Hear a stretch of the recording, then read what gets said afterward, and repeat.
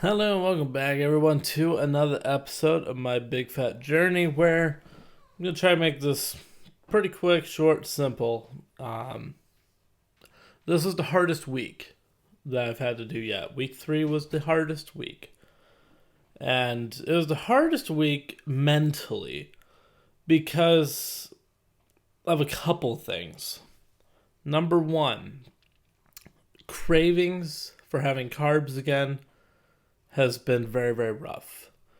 And I blame it on two things. One, where I work, because everything just looks delicious and majority of it all have carbs. And number two, the people around me who don't understand what I'm going through. There's people that understand, and then there's the other ones that just don't. Like, for example, today I went into work, coworker came in, did a nice gesture. I appreciated it. Got me a box of Thin Mints. And, like the Girl Scout cookie type thing. And I appreciated it, but 36 grams of carbohydrates for 3 cookies, that kills me immediately. That would instantly kill my ketosis. And I haven't even reached it yet. So, I had to politely reject that and just wish that I could have them.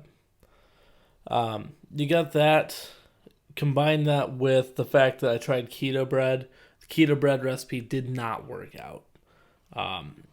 It basically had a soap taste to it, which we're guessing is the coconut flour. So we'll have to kind of work on that and try and figure out what the heck to do there. And the we is me and my mom, we're going to try and get a good keto bread recipe going that I can actually tolerate. Beyond that, though, everything has been going all right. Last week was an 8-pound loss.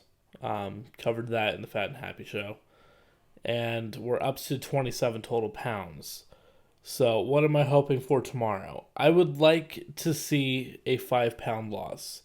Basically, it would get us over that 30-pound mark, and 5 pounds consistently is just where I would like to be.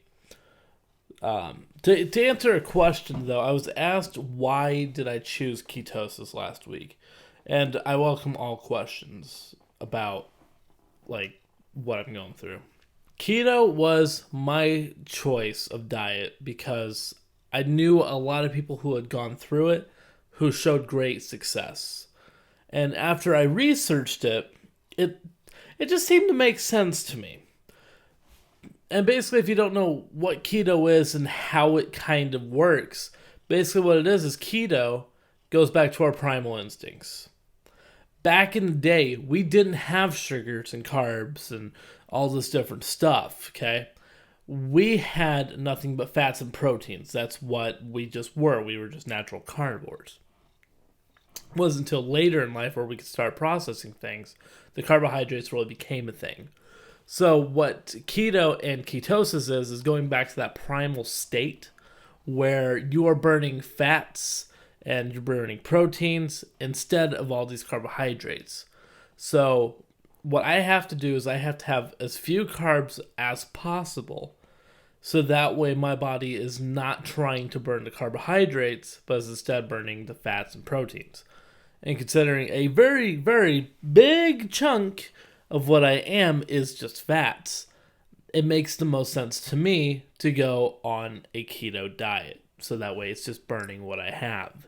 So that is basically why I went with the keto diet. Even though it's tough, it is definitely tough for a picky eater such as myself, because a lot of the stuff that is great for keto, I'm just not a fan of. It's mainly just meat and cheese. But still working on trying to figure out the different things that I can substitute and different recipes that I can kind of go along with to try and spice up dinners and whatnot. Because basically I just have lunch and dinner 2 days a week. Then the rest of the days I have 2 Slim Fast shakes and just a dinner. So that's the norm that I've gotten into. And the one new thing that we had this week was eating out for the first time. So when I ate out, it was not really eating out But we went to Chick-fil-A. Me and the folks went to a nearby city, and we had to go to Chick-fil-A because Chick-fil-A has grilled items, and they had grilled nuggets. So I was able to have some grilled nuggets. I took along with me some Parmesan crisps that I did not even eat at all. I just had the chicken. But I had those alongside me just in case. But I had that, and I had a water, and that was my dinner, and it was not a lot. The hunger feeling is very, very much more manageable. It's still around, it still can be rough, but I'm able to control my hunger quite well right now. It's just the cravings that suck. But once ketosis kicks in, it's supposed to kill your appetite. So can't wait for that day to happen. Still haven't had anything but water this week. I was having juice last week on occasion, but I've been trying to cut down to less than 20 carbs. In order for me to stay under that 20 carb limit, I had to cut out juice. But I will show you these, okay? These things destroyed my throat, okay? I don't know what it is about these stupid pork rinds from Sam's Club, but they were absolutely dry as heck, and they just destroyed my throat. Took me a good 3.5 days is where I'm at right now to be to the point of where my throat is not completely raw. And just, that was a horrible experience.